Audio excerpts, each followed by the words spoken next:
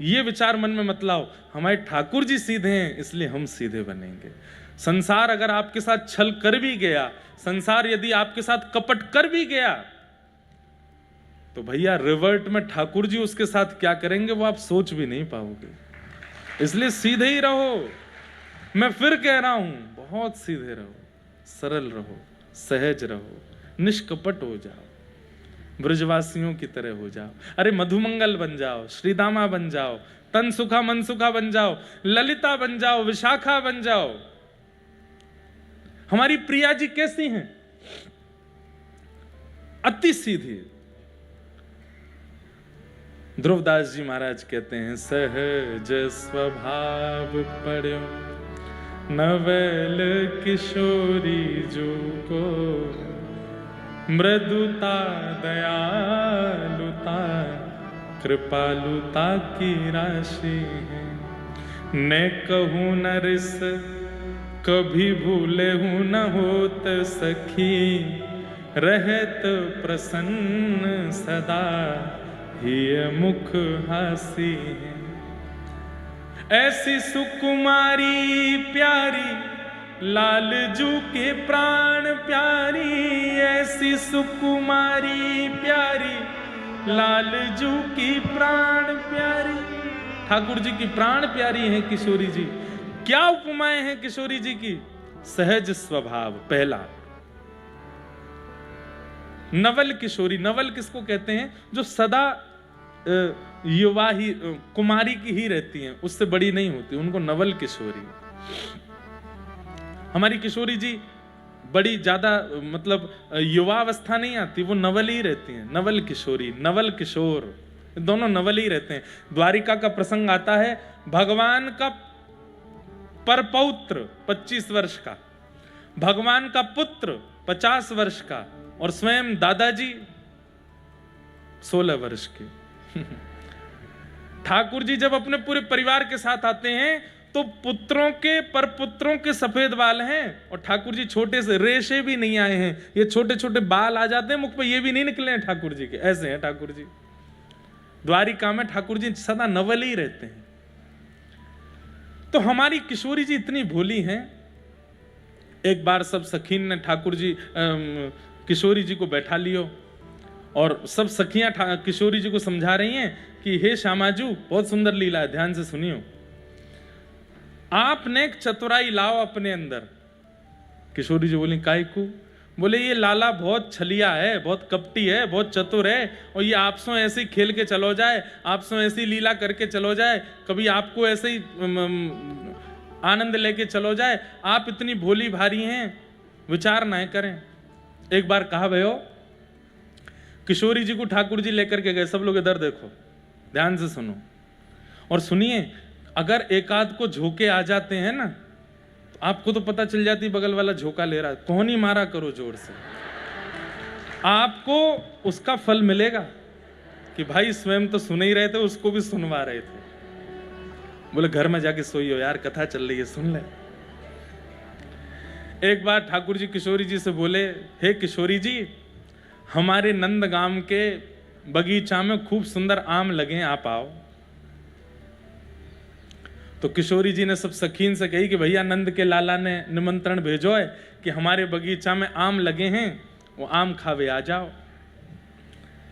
तो सब सखी बोली चलो चलो आम पाएंगे, और सब सखीन के संग किशोरी जी आ गई। पर हमारे ठाकुर जी इतने उद्यमी हैं, खुद के बगीचा में नहीं लगे थे आम, दूसरे के बगीचा में लगे थे, और वो दूसरा भी इतना चिड़ोकला और इतना हठीला कि उसके बगीचा कोई आम ले जाए तो वो पीछे डंडा लेके भागता था। किशोरी जी आ गई सब सखीन के संग। तो ठाकुर जी बोले, आओ आओ आओ, हरी श्यामाजू, हमारो नंदगाम पवित्र कर दियो आपने आए करके, चलो जेरो सामने बगीचो, चलें यही में आम पामेंगे। किशोरी जी बोली, आपको ही है? हाँ हाँ, सब हमारो ही है, यहाँ कोई नंदगाम पूरा मेरो ही तो है, नंद बाबा को है। बोले अच्छा। और वहां जैसे ही पहुंचे तो सब सखियां अलग अलग पेड़ों के वृक्षों के नीचे, ठाकुर जी बोले सब लोग जाओ, खूब प्रेम से एक ऊपर से तोड़ो, नीचे एक ऐसे झोली करके भरते जाओ, और प्रेम से फिर पामेंगे। मैं श्री जी को लेके जा रहा हूं, और मैं श्री जी के साथ आम तोड़ तोड़ के पाऊंगा। श्री जी को ले गए। श्री जी तो बड़ी आनंद में, आज आम पामेंगे।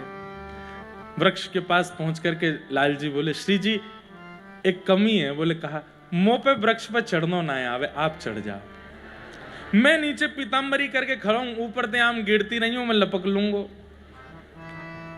श्री जी बोली, हाँ कोई बात ना, मुंह पे तो आवे, मैं चढ़ जाऊंगी। सो श्री जी धीमे धीमे धीमे धीमे ऊपर चढ़ गई। अब सखी संग में होती तो वो चढ़ने नहीं देती, श्री जी को श्रम नहीं कराती, पर ठाकुर जी तो उद्यमी। अब जैसे ही श्री जी ऊपर चढ़ी, ऊपर से एक एक आम तोड़ के दे रही हैं, ठाकुर जी बढ़ते जा रहे हैं। ठाकुर जी बोले, नहीं अपनो परिचय तो करा दूं, मैं कैसा हूं।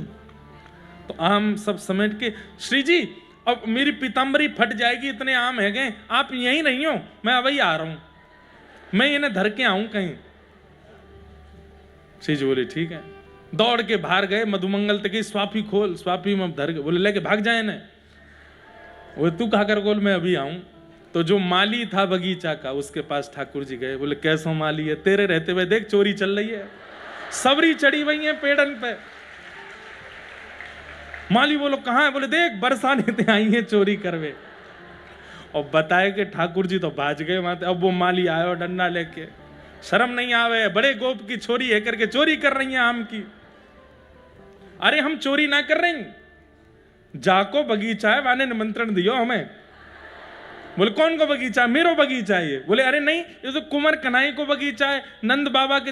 अच्छा वहां को बगीचा है, वो ही तो शिकायत करके गए कि तेरे बगीचा में देख चोरी चल रही है।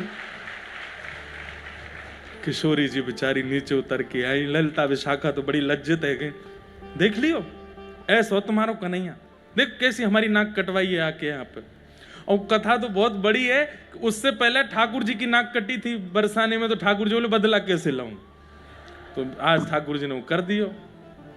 लेकिन हमारी किशोरी जी कैसी, रास्ता में भी यूं ही कहती जा रही, ना ना कुंवर कन्हई ने नहीं कही होगी, वो तो बड़े प्रेमी हैं। और तुमने रुको, वो मुझे कह के गए कि मैं आम डार के आ रहे होंगे।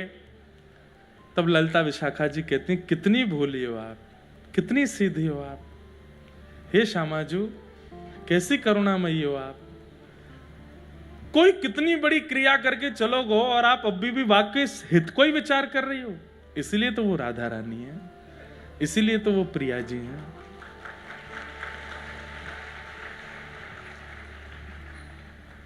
कलम में पद गा रहे थे ना, मन भूल मत जइयो राधा रानी के चरण। उसमें एक पंक्ति आती है, वृषभानु की किशोरी सुनी गैया हूते भोरी। सबसे भोरी गैया है, उससे भी ज्यादा भोरी है। प्रीत जान के हूं थोड़ी, तोहे राखेगी शरण। मन भूल मत जइयो राधा रानी के। ऐसी हमारी किशोरी जी। तो एक बार निकुंज में एक लीला भई और किशोरी जी को सब सखियां समझा रही हैं। बोले तुम्हारो लाला बहुत चतुर है, बहुत ऐसो है, तुम बातें एक दूरी बनाए लो। तो राधा रानी बोली, मैं दूरी ना बनाऊंगी। तो बोले एक लीला करके देखें, अगर या लीला में तुम्हारो कन्हैया सफल है गयो, तो फिर हम आज के बाद वचन दे के कह रही हैं कभी शिकायत नहीं करेंगी वाकई। किशोरी जी बोली, कहा लीला? तब किशोरी जी की कोई भी लीला संपादित होती है, उसमें विशेष भूमिका निभाती हैं श्री विशाखा जी। ऐसी अष्ट सखियों, अभी बरसाना का उत्सव पूरा, जो आ रहे हैं उनके लिए अच्छा है, जो नहीं आ रहे हैं वो देखना सुनना जरूर। वहाँ अष्ट सखियों की वार्ता, सबके विषय की बहुत गोपनीय रहस्य जो मंच से बोलने भी नहीं चाहिए, मैं उनको भी बहुत ढक ढक करके थोड़ा थोड़ा कहूंगा, ताकि जो योग्य हैं उनको प्राप्त हो। अयोग्यों के लिए तो भैया फिर कहाँ जाएंगे, इसलिए वो कथा जरूर सुनना। तो किशोरी जी की जितनी भी लीला होती हैं, उसमें अष्ट सखियों में जो सबसे थोड़ी बुद्धिमान अगर सखी कोई है, जिसको कहते हैं कि तनिक चतुर हैं, वो है विशाखा जी। तो विशाखा जी ने योजना बनाई, एक से कपड़ा, एक से कुंडल, एक से गहने, 100 काजल, एक से पत्रावली, एक से केश, एक से नूपुर, एक से चूड़ी, सब कुछ एक जैसा। अष्ट सखियों का और किशोरी जी का, मतलब एक जैसा ही सब कुछ होगा। और वहां में ठाकुर जी को ढूंढ के बताओ इनमें किशोरी जी कहां हैं। अगर उनने किशोरी जी को देख के बताए दियो तो फिर हम किशोरी जी वचन दे रही हैं, आज के बाद श्याम सुंदर को वादना के बाद से हम कभी भी कुछ गलत नहीं बोलेंगे। किशोरी जी बोली वो पहचान जाएंगे। बोले हम देखें ना कैसे पहचानेंगे। अब आप इसमें एक बात विचार कीजिए कि अष्टसखियां और राधा रानी में कोई विशेष अंतर नहीं है, एक जैसी दिखती हैं सब, बस किशोरी जी का श्रृंगार विशेष होता है, इसलिए पहचान में आती है कि ये किशोरी जी हैं। एक जैसी चुनरी, एक जैसे कुंडल, एक जैसे सब श्रृंगार सब किए गए। और निकुंज में सब गोपियां खड़ी हो गईं, ठाकुर जी की प्रतीक्षा कर रही। अब ठाकुर जी के आवे की प्रतीक्षा तो बात की बात है, ये आपस में एक दूसरे से कह रही हैं, अरे श्यामाजू आप तो बड़ी सुंदर लग रही हो। तो बोली मैं विशाखा हूं, श्यामाजू ना हूं, श्यामाजू तो पल्लंकु हैं। तो दूसरे, अरे ललिता जी आप ही हो ना। बोले नहीं नहीं मैं श्यामाजू हूं। मतलब ललिता जी और सब एक जैसी दिख रही हैं, कोई इनमें अंतर नहीं। तब सबने कही, बोले अब बढ़िया है, अब एक संग खड़ी है, जाओ नेक देर में श्याम सुंदर आवे वाले हैं और नेक आज इनकी पतो चले कि ये पहचान पाएंगे नहीं। इतने में ही ठाकुर जी को आगमन भयो। ठाकुर जी जैसे ही पधारे आकर के ढूंढन लगे कहां हैं किशोरी जी। हे श्यामाजू, अब वो आठों खड़ी हैं वृक्षों के पास और आठों एक साथ एक ही स्वर में कह रही हैं, हाँ श्याम सुंदर। अब यहां से भी स्वर, वहां से भी स्वर, उधर से भी स्वर, इधर से भी, आठों की आठों चारों तरफ घूम के खड़ी। ठाकुर जी, अरे श्यामाजू, बोले मैं तो यहां खड़ी हूं, तो वहां जाए। अरे ये कैसी लीला कर रही हो किशोरी जी, आज इतने सारे रूपन में कैसे प्रकट भई हो। तब सब सखियां एक साथ सामने खड़ी हो गईं। 9 किशोरी जी खड़ी हैं, एक किशोरी जी और 8 सखियां। और तब सब सखियां कह रही हैं, अब ढूंढ के बताओ हम में ते राधा रानी कौन है। को वृषभानु किशोरी इन में, को वृषभानु किशोरी। हम में से लाडली जी कौन है, ढूंढ के बताओ।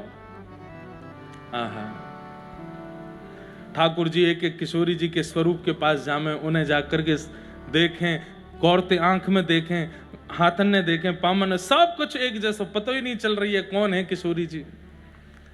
ठाकुर जी बोले आज तो मैं तगड़ो फंसो, कैसी लीला है रही है यहाँ पे। इतने में ही ठाकुर जी ने एक चतुराई करी, बोले मैं तो पहचान गए हो कौन सी है किशोरी जी। तो सब सखी बोली बताओ कौन सी हैं।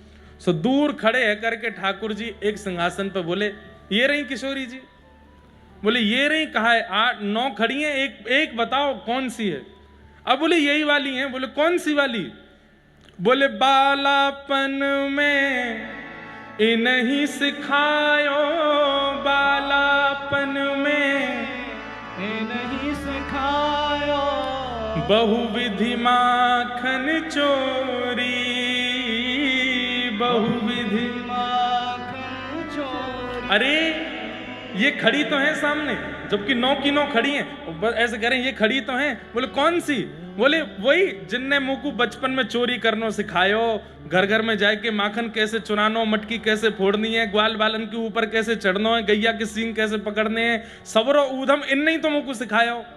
जैसे ही कही कि बालापन में इन्हीं सिखायो, बहुविधि माखन चोरी, इन्हीं मुंह को माखन चुरानो सिखायो, मेरी तो ये गुरु हैं चोरी की। इतने में किशोरी जी बोल पड़ी, मैंने कब सिखाया तुमको। ठाकुर जी बोली, ये वृषभानु किशोरी तुम में, ये वृषभानु। ललिता विशाखा बोली सब कियो धयो, चौपट कर दियो। काय को बोली आप। अरे मैंने जब चोरी सिखाई नहीं तो मैं काय को स्वीकार करूं। अरे ये तो हमें पता है कि आपने चोरी नहीं सिखाई है, वो तो उनको तरीका है बुलवावे को। श्याम सुंदर आके बोले भैया 9 सखी अगर एक संग किशोरी जी के साथ अष्ट सखी खड़ी है जाए तो ब्रह्मा भी नहीं पहचान पाएगा किशोरी जी कौन है। केवल किशोरी जी की पहचान उनके स्वभाव से हो सकती है, और उनको स्वभाव सरल है, निर्मल है। कोई रूप से पहचानना चाहे, कोई चाल से पहचानना चाहे, कोई श्रृंगार से पहचानना चाहे, किशोरी जी को नहीं पहचान पाएगो। किशोरी जी केवल स्वभाव से पता चलेंगे। ऐसी हमारी लाडली जी। तो इसलिए भैया स्वभाव में मधुरता ले आओ, स्वभाव में सरलता ले आओ, स्वभाव में सहजता ले आओ, भोलापन ले आओ। इंद्र ने वर्षा की, मेघमालाएं बरसने लगी, सब ब्रजवासियों के चित्त में अविश्वास आने लगा। ठाकुर जी बोले अविश्वास मत लाओ, गिरिराज जी पे विश्वास करो। सब ब्रजवासी बोले कैसे करें विश्वास? तैने कही कि इंद्र के कोप से ये हमारी रक्षा करें, कहां कर रहे हैं रक्षा? इतनी मूसलाधार बारिश है रही है। तब ठाकुर जी ने मन में विचार किया कि अब कछु लीला ऐसी करनी पड़ेगी कि गिरिराज जी के प्रति इनको विश्वास बढ़े। और ठाकुर जी ने सब ब्रजवासी के सामने गिरिराज जी को प्रणाम कियो और प्रणाम करके हे गिरिराज बाबा हम सब ब्रजवासी की रक्षा करो कह करके जैसे ही गिरिराज जी को एक ओर से इशारों कियो है, नेक अपने हस्त कमल को स्पर्श कियो, अधर हो गए 7 कोस लंबे चौड़े, 21 किलोमीटर लंबे चौड़े गिरिराज पर्वत अधर हो गए। नन्हे से गोपाल जी भीतर प्रवेश कर गए और 7 वर्ष के ठाकुर जी ने अपने बाम हस्त की कन्नी उंगली के नख के ऊपर श्री गिरिराज जी को धारण कर लियो। बोल गोवर्धनधारी गोपाल की। सब ब्रजवासी ने कह दी आ जाओ, सबरे नीचे आए करके ठाड़े है जाओ। अपने बांस के लठ ले करके सब ब्रजवासी खड़े है गए। सब ने अपने छड़ी लगाई दी। ठाकुर जी बोले जे कहा कर रहे हो? लाला छड़ी लगा रहे हैं कहीं गिरिराज जी नीचे नहीं आ जाएं। मतलब अब भी ब्रजवासियों को यूं लग रही है ये अपने आप उठे ऊपर। वो तो गिरिराज जी से हमने प्रार्थना करी तो इंद्र से रक्षा करने के लिए अपने आप ऊपर उठ गए तो कहीं नीचे नहीं आ जाए तो हम छड़ी लगा लें। और सब ब्रजवासी ठाकुर जी लाला तैने उंगली काय को लगा रखी, नीचे कर ले आए। हाँ हम यहाँ छड़ी लगा रखी, उंगली पे यूं कर खड़ो है। ठाकुर जी बोले मैंने उंगली नीचे कर ली तो सबरे चटनी बन जाओगे। अच्छो तेरी उंगली पर रखे हैं ये गिरिराज जी। बोले और नहीं तो कहा। सब ब्रजवासी बोले लाला तू देख बात मत बनाए कर, चल जल्दी अपनी उंगली नीचे कर ले। ठाकुर जी बोले तो फिर संभालो तुम गिरिराज जी, मैं हटा रहा हूं उंगली। बोले हाँ ठीक है हम संभाल लेंगे। जैसे ठाकुर जी ने नेक उंगली नीचे करी महाराज सबकी छड़ियां टूटने लगी, चट चट चट करके दूर दूर तक सब ब्रजवासी अरे लाला संभाल संभाल संभाल भागा दौड़ी जैसी होने लगी। ठाकुर जी ने फिर से अपनी उंगली लगाई और फिर से गिरिराज जी ऊपर की ओर अधर हो गए और गिरिराज जी स्तब्ध हो गए। अब दूर दूर तक एक भी ब्रजवासी की छड़ी नहीं है, अकेले ठाकुर जी की नख पर, उंगली पर नहीं। एक तो बाम हस्त सीधे हाथ से थोड़ा कमजोर होता है, उस बाम हस्त में भी इकन्नी उंगली सबसे कमजोर होती है और इकन्नी उंगली के भी नख पे ठाकुर जी ने गिरिराज जी धारण किए। ये प्रभाव नहीं है ठाकुर जी का, इसमें भी एक संदेश है, बहुत ध्यान से सुनो। ठाकुर जी कह रहे हैं हम सबको एक संकेत कर रहे हैं। बोले क्या? बोले भैया मेरे 2 स्वरूप हैं, एक स्वरूप ये है और एक स्वरूप ये है। एक तरफ 21 किलोमीटर लंबे चौड़े गिरिराज जी हैं जिनके लिए बाम हस्त की कन्नी उंगली के नख ही काफी है और एक तरफ 10 ग्राम की बंसी है, वाक्य काजे 2 भुजा को प्रयोग करना पड़े मुंह को तब वो धारण हो गए। ठाकुर जी क्या कह रहे हैं? बोले जब सामने से जीवन में प्रेम आता है तो प्रेम को स्वीकार करने में एफर्ट्स ज्यादा लगाओ। पर हम लोग कैसे हैं, जब विशाल पहाड़ रूपी संकट हमारे जीवन में आता है उस पहाड़ को, उस संकट को अपने जीवन में आ गया है, उसको दूर करने में, वो जीवन में आ चुका है, इसका विषाद करने में हम लोग एफर्ट ज्यादा करते हैं। ठाकुर जी कहते हैं संकट जीवन में आवे तो कन्नी उंगली की तरह रखो, ज्यादा ध्यान ही मत दो उस तरफ। अरे जीवन में संकट आया, विपत्ति आई, आपत्ति आई, ठाकुर जी बोले कन्नी उंगली लगाओ वहां पे, मेरे प्रारब्ध हैं निकल जाएंगे एक दिन। लेकिन जब जीवन में मैं आऊं, वेणु स्वरूप कथा आवे, वंशी स्वरूप संकीर्तन आवे, तब उसको प्राप्त करने के लिए ठाकुर जी बोले मैं टेढ़ो मेढ़ो है जाऊं वंशी धारण करवे में, पूरी अपनी योजना लगा दूंगा वंशी के स्वर को सुनने में। ठाकुर जी मानो संकेत कर रहे हैं हमको, जीवन में प्रेम आवे, भक्ति आवे, भाव आवे, सद्भाव आवे, सेवा आवे, उसको स्वीकार करो पूरे एफर्ट्स के साथ। और जीवन में जब संकट आवे, इकल्ली उंगली लगाओ, मतलब थोड़ा एफर्ट तो लगाना है, पर कितना लगाना है? बोले इतना ही लगाना है बस। पर कई लोग कैसे होते हैं, संकट आते ही इतने विचलित हो जाते हैं, इतने विचलित, रात में भोजन नहीं कर रहे, सो नहीं रहे, और टेंशन में बैठे हैं, पीड़ा में बैठे हैं, और डिप्रेशन हो गया। आजकल के युवाओं को ये 50 साल पहले नहीं था डिप्रेशन, 60 साल पहले एंजाइटी नहीं होती थी, आज से 100 साल पहले सुसाइड्स नहीं होती थी। क्यों?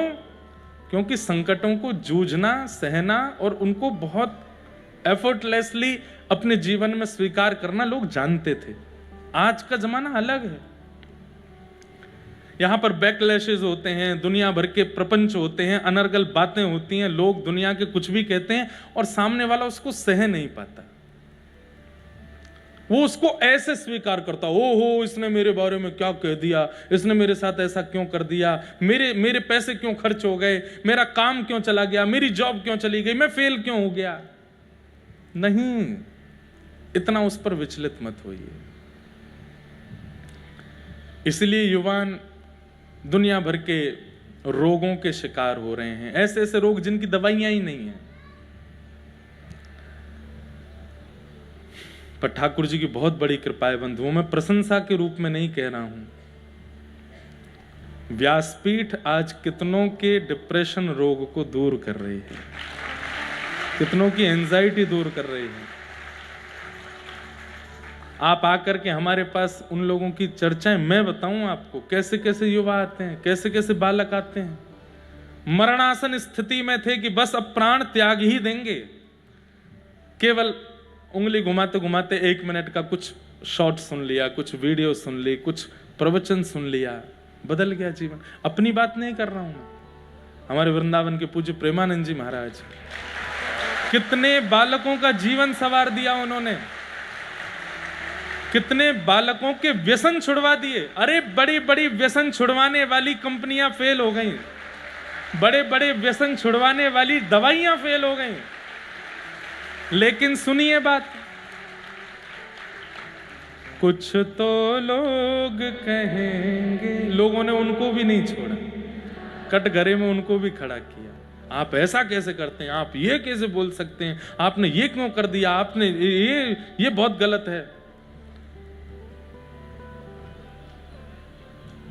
व्यक्ति ने अच्छा क्या किया, आदमी को भुलाने में एक क्षण लगता है, और व्यक्ति से अपराध क्या हो गया, वो अपनी 80 साल की उम्र तक याद रखता है उसको।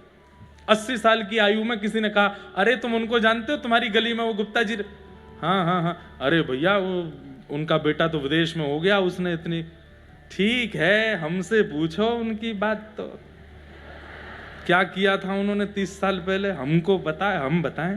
देखा, ये व्यक्ति का स्वभाव है, उसको बुराइयां याद रहती हैं लोगों की। अब हमारे महाराज जी हैं, हमारे पूज्य मलुक पीठ वाले महाराज जी हैं, रमन रीति वाले महाराज जी हैं, हमारे कई सारे महापुरुष, पूज्य मुरारी बापू हैं, पूज्य रमेश भाई ओझा हैं, जिसने भी अपनी वाणी से, अपने विचारों से, अपनी क्रियाओं से संसार के कलयुगी जीवों में परिवर्तन लाने का प्रयास किया, दूसरे ही लोगों ने उनको कटघरे में खड़ा कर दिया, उनके छोटे छोटे दोषों को निकाल करके उछालना प्रारंभ कर दिया। ये वो नहीं करते हैं, ये वो लोग नहीं करते हैं, कलयुग करवाता है उनसे। भाई देखो, आप किसी के यहां किराए पे रहते हो, अब आपका जो किराएदार है वो नियम लॉज बता देता है, मेरे घर का नियम है रात्रि 10 बजे के बाद आओगे तो मैं गेट नहीं खोलूंगा, मेरे घर का नियम है कि आप ऊपर जो है ऊधम मचाओगे तो मैं अपने घर में नहीं रखूंगा, मेरे घर का नियम है कि यहाँ पीना खाना नहीं चलेगा। ऐसे सब किराएदार नियम बनाते हैं, तभी किराए पर किसी को देते हैं अपना ऊपर का माला या कोई कमरा। ऐसे ही हम आप सब लोग कलयुग के घर में किराएदार हैं, हम कलयुग के घर में हैं। और कलयुग के नियम क्या हैं? अगर तुम 10 बजे रात में सो गए तो तुमको उत्पीड़ना दूंगा, 2-2 बजे तक उठो, 3-3 बजे तक उठो, पानी पीते हो, वो पीला वाला क्यों नहीं पीते, उसको पीना शुरू करो, नहीं पियोगे तो तुमको उत्पीड़ना दूंगा। अरे घास फूस खाते हो, मांस खाना प्रारंभ करो, तो मैं नहीं तो तुमको उत्पीड़ना दूंगा। सेवा करते हो ठाकुर जी, कथा सुनते हो, तिलक रज लगाते हो माथे पर, नंगे पैर घूमते हो ब्रजमंडल में, ये सारे नियम मेरे यहां नहीं चलेंगे। और जो इन नियमों का पालन करता है, फिर कलयुग उनको दूसरों के द्वारा इस प्रकार से मोलेस्ट कराने की योजनाएं बनाता है, परेशान करता है। अरे कहां तक कहें, कभी कभी तो ऐसे बच्चों के माता पिता उनको परेशान करते हैं कि सेवा करते हो, कथा सुनते हो, साधु महात्माओं के वचन सुनते हो। कलयुग ही तो करवाता है। कलयुग को पसंद नहीं कि आप वहां उसके नियमों के विपरीत रहो। इसलिए भैया, जीवन में आने वाले आर्त, संकट, विपत्ति, आपत्ति, इनको ऐसे स्वीकार करो, और जीवन में आने वाला प्रेम, भक्ति, भाव, भजन, उसको ऐसे स्वीकार करो, दोनों भुजाओं से स्वीकार करो, पूर्ण रूपेण उसको अंगीकार करो। साल का प्रारंभ है, आप लोगों के साल का प्रारंभ मुझे लगता है बड़ोदरा में जितने लोग रहते हैं उनमें से जो लोग कथा में आए 7 दिन, सबसे अच्छा साल आपका ही जाने वाला। ऐसा नहीं है कि मैं ये कह रहा हूं कि उनका बढ़िया नहीं जाएगा, उनका बढ़िया भी, उनको ज्यादा कमाई होगी, उनका खूब यश होगा, उनका खूब वैभव बढ़ेगा, जो कथा में नहीं आए। लेकिन जो कथा में आए थे उनका नाम बढ़ेगा, उनका भजन बढ़ेगा, उनकी भक्ति बढ़ेगी, वृंदावन के प्रति प्रेम बढ़ेगा। और सबसे बड़ी बात, इस साल के 365 दिनों में से 7 दिन हटा करके अब जो भी संकट आएंगे उनसे जूझने का बल प्राप्त होगा, लड़ने का एक सामर्थ्य प्राप्त होगी। बस ऐसे ही लीजिएगा उसको, ज्यादा ध्यान मत दीजिएगा उस तरफ। अच्छा क्या हुआ इस पर विचार कीजिएगा। ठाकुर जी ने एक नख पर गिरिराज धारण करके ये संकेत किया। अच्छा, कोई भारी चीज उठाओ, अभी ये स्पीकर रखा, इसको मैं उठाऊंगा तो मुझे झुकना पड़ेगा, मेरे को पैर के घुटने झुकाने पड़ेंगे। भारी वस्तु उठाने में झुकना, टेढ़ा मेढ़ा होना पड़ता है, पर ठाकुर जी भारी वस्तु ऐसे ही उठा लेते हैं, सीधे। श्रीनाथ जी सीधे ही खड़े रहते हैं, और वंशी पाम टेढ़े, कमर टेढ़ी, गर्दन टेढ़ी, हाथ पाम सबरे बांके बिहारी बन जाते हैं। क्यों? ठाकुर जी कहते हैं प्रेम को भार सहो नहीं जाए। प्रेम ज्यादा भारी है, प्रेम ज्यादा मूल्यवान है मेरे लिए। तो गिरिराज जी धारण किए। धारण करने के पश्चात सब ब्रजवासी बोले, लाला तेरी उंगली में इतनी ताकत कहां से आई, तेने कैसे उठा ली गिरिराज जी? ठाकुर जी बोले, हम जय जय हैं, या हमारे उठाए हमने। हे मधुमंगल श्रीदामा, प्रणाम करो, हम जय जय हैं। ब्रजवासी बोले, दोबारा बोलियो लाला, कहा है तू? ठाकुर जी ने शर्मा के बोले, हम जय जय हैं। ब्रजवासी बोले, ऐसा कौन सा काम कियो भैया जय जय तेने? मधुमंगल बोलो, जय जय बनो डोले, 7 दिना में 4 दिना तो नहावे ना है, जय जय है। अरे हमें सब पता हो, यशोदा मैया गीले पानी तो मुंह पहुंच देते रहो। ठाकुर जी कह रहे, अच्छा बताऊं तो है? लाला ध्यान दे, गिरिराज जी नीचे नहीं आ जाए। सब ब्रजवासी, देखो ये कैसी बात, हमारे सामने ठाकुर जी ने गिरिराज जी उठा लिए होते, हम तुरंत मान जाते कि ये भगवान है, ये अब नॉर्मल व्यक्ति है, हमारी तरह नॉर्मल नहीं है। पर ब्रजवासी मान नहीं रहे हैं। क्यों? सीधे। अंत तो गत्वा, ठाकुर जी ने कही, मैंने पूतना मारी, अघासुर मारो, बकासुर मारो, कालिया नाग मारो, इतने सारे मैंने राक्षस मारे, आज मैंने गिरिराज जी उठा लियो, अब वो नहीं मानोगे कि मैं जय जय हूं? कोई सामान्य व्यक्ति कर सके? ब्रजवासी बोले, बस बस बस लाला, बहुत है गई, मारी तेने पूतना। अरे लाला, तेने पूतना नहीं मारी तो? हमारे 84 कोस के ब्रजमंडल के परकोटा को एक नियम है, ज्यादा पुण्य करेंगे, ज्यादा तप करेंगे और भीतर प्रवेश करेंगे तो ही जीवित रह पाएंगे। इन्हें राक्षसन ने कोई पुण्य तप कियो नहीं, भीतर प्रवेश कर गए, अपने आप मर गए। और उन मरे मरायन में हाथ धर के तेने सबरो श्रेय ले लियो। पूतना तो नंद भवन में घुसते ही मर गई, और आप मरी भाई पूतना की गोद में चढ़ गए हो, के मैं जय जय हूं। ठाकुर जी बोले, कोई गिरिराज जी संभाल ना पावे को 10 मिनट, नहीं तो या को कोई को पधरा के मैं सबन के पाम छू लूं एक बार। मतलब तुम कैसे भी साबित करोगे कि मैं जय जय नहीं हूं। बोले हम साबित कर देंगे, तू जय जय ना है। अब सांची बता, तेने कैसे उठाए हो। ठाकुर जी के प्रेम सजल हो गए नेत्र। कितने प्रेमी हैं ब्रजवासी, अपने प्रेम के आगे मेरी प्रभुता स्वीकार नहीं करते। कछु माखन को बल बढ़ो, कछु गोपन करी सहाय, श्री राधे जू की कृपा से मैंने गिरिवर लियो उठाए। ठाकुर जी का एक नाम है मान देना।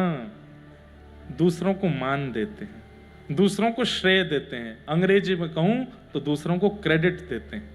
खुद करते हैं पर दूसरों को श्रेय देते हैं। करते हो तुम कन्हैया, मेरा नाम हो रहा है, मेरा आपकी कृपा से सब काम हो। पतवार के बिना भी मेरी नाव चल रही है, हैरान है जमाना मंजिल भी मिल रही है। करता नहीं हूँ कुछ भी, ये कमाल हो रहा।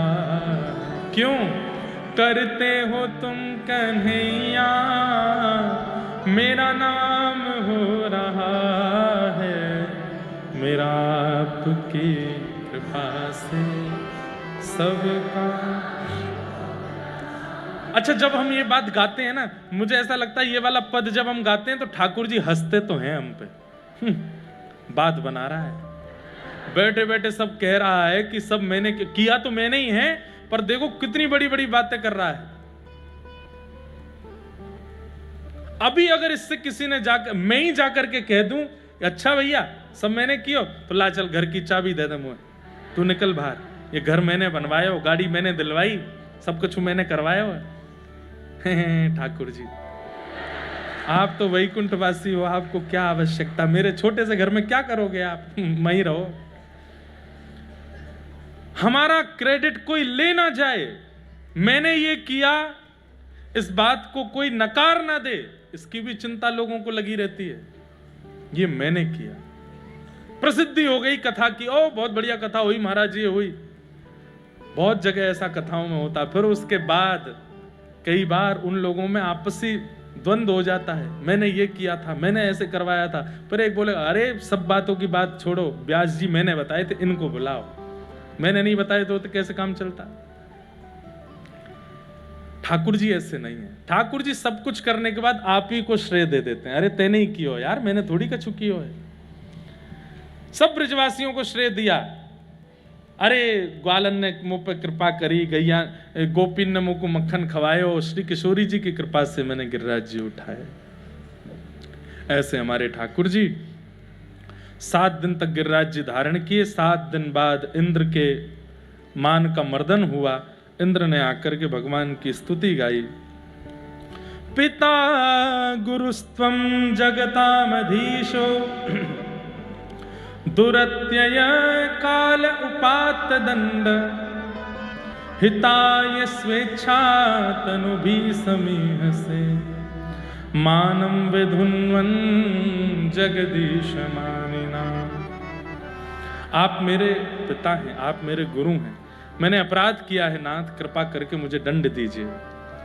ठाकुर जी बोले तुमने अपराध तो किया, लेकिन मैं तुम्हें क्षमा करता हूं। क्यों? क्योंकि तुम्हारे अपराध के कारण व्रजवासी सब मेरे समीप आ गए, मेरे निकट आ गए, इसलिए मैं तुमको क्षमा करता हूं। ठाकुर जी ने इंद्र को क्षमा किया। तत्पश्चात गैयाओं ने भगवान का नामकरण गोविंद किया। एकादशी व्रत की महिमा बताई गई। ठाकुर जी व्रजवासियों को संकेत प्राप्त हो गया कि ठाकुर जी जय जय हैं। कैसे प्राप्त हुआ? एक प्रसंग ऐसे आता है कि नंद बाबा अर्धरात्रि में यमुना जी स्नान करने के चले गए और उस समय पर स्नान करने चले गए जिस समय देवताओं के, गंधर्वों के स्नान का समय होता है। 3:45 बजे से पूर्व, अगर सुबह सुबह 3:45 बजे से पूर्व आप देव नदियों में स्नान करते हैं तो उसको कहीं ना कहीं शास्त्रों में, हो सकता है मेरे समय आगे पीछे हो, पर उसको निषेध माना गया। क्यों? क्योंकि वो देवता गंधर्व जनों के स्नान का समय है। उस समय मानव स्नान नहीं, मानवों के स्नान का समय ब्रह्म मुहूर्त है, और ब्रह्म मुहूर्त 3:45 बजे शुरू होता है। 3:45 पे शुरू होता है ब्रह्म मुहूर्त। उसके बाद आप देव नदियों में स्नान कर सकते हो। तो समय ना पता होने के कारण नंद बाबा नदी स्नान करने के लिए गए, तो गंधर्वजन इनको लेकर के गंधर्व लोक, देवलोक ले गए। लौट करके नंद बाबा बहुत देर तक डुबकी लगाए, बाहर नहीं आए, तो हड़कंप मच गया। सबने जाकर के लाला को बताई, लाला नंद बाबा भीतर गए, बाहर नहीं आए। कालिया नाग तो चलो गो, फिर नंद बाबा बाहर क्यों नहीं आए? ठाकुर जी ने दिव्य दृष्टि से देखा कि ये तो देवलोक चले गए। तुरंत ठाकुर जी ने दूसरे रूप से देवलोक में प्रकट हुए, शंख चक्र गदा पद्म धारण करके। नंद बाबा ने जैसी देखी, जे तो मेरो लाला या कि 4 भुजा कहां ते आ गई। ठाकुर जी को देखते ही गंधर्वों ने नंद बाबा को छोड़ दिया। बोले जय जय, ये असमय में स्नान करो। बोले हमारे पिताजी हैं, तुरंत वापस छोड़ के आओ। तो नंद बाबा वापस आए, ब्रजमंडल में आकर के उन्होंने पूरी बात बताई। बोले भैया लाला तो 4 भुजा वारो डोल लो वहां पे हमारो। तो सब ब्रजवासियों ने ठाकुर जी से कही, लाला तू सांची में जय जय? ठाकुर जी बोले हम जय जय। लाला देख तू जय जय होगो कोई और लोक में, हमारे काजे तो तू लाला है। हम बात को ही मानेंगे कि तू हमारो लाला है। बोले तो मैं कौन सा कह रहा हूं कि मुझे जय जय ही मानो, लेकिन लाला एक काम कर दे। बोले कहा, तू जय जय तो एक बार हमको वैकुंठ को दर्शन कराला, कैसो है? ठाकुर जो चलोगे? बोले हाँ। मधुमंगल श्रीदामा तन सुखा मन सुखा धन सुखा सुबल तोष, भगवान के सारे ग्वाल बाल तैयार हो गए और ठाकुर जी का हाथ पकड़ करके सब अंतर ध्यान हुए, सीधे वैकुंठ पहुंचे। वैकुंठ के द्वार पर जय विजय चतुर्भुज रूप में खड़े हैं। ठाकुर जी को देखते ही दंडवत प्रणाम किया। ठाकुर जी बोले मुझे नहीं, इनको करो। मधुमंगल श्रीदामा को प्रणाम किया। मधुमंगल खुशी रहे, राजी रहे, तेरो ब्याह है जाए।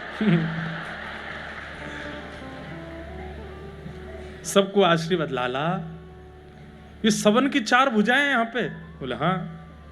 बोले हमें उन्हें 4 भुजा वारों बना दे, हम भी बन के देखें कैसा लगेगा। ठाकुर जी ने चुटकी सी बजाई, उनकी भी 4 भुजा निकल के आ गए। मधुमंगल श्रीदामा के, लाला जी तो बहुत जोर को है गो। बोले कहा करेंगे? बोले 2 हाथ से मटकी पकड़ेंगे, 2 हाथ से मक्खन निकाल के खाएंगे। बड़ी दिक्कत हो, 1 हाथ से मटकी पकड़ो, 1 से खाओ। वहां पे भी वही सहज स्वभाव उनका। वैकुंठ में घूम रहे थे सब ग्वाल बाल। ठाकुर जी ने इनके लिए अद्भुत भवन बनवा दिए, मधुमंगल भवन, तनसुखा भवन, मनसुखा भवन।